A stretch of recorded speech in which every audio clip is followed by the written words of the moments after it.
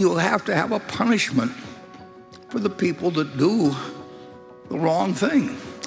And if you take First Republic, for example, you could look at their 10K and you could see that they were offering non-government guaranteed mortgages in jumbo amounts at fixed rates, sometimes for 10 years before they changed to floating.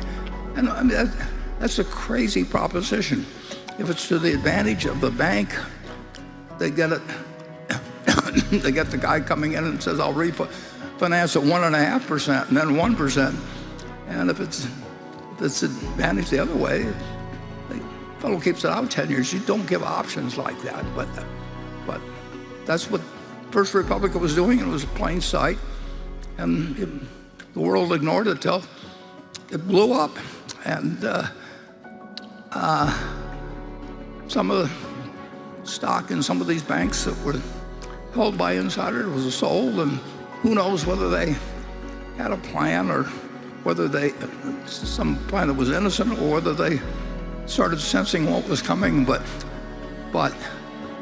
you do know that the directors are not going to be able to read some book or anything like that, but they do have the ability to hold the CEO accountable. The CEO gets the bank in trouble. Both the CEO and the directors should suffer.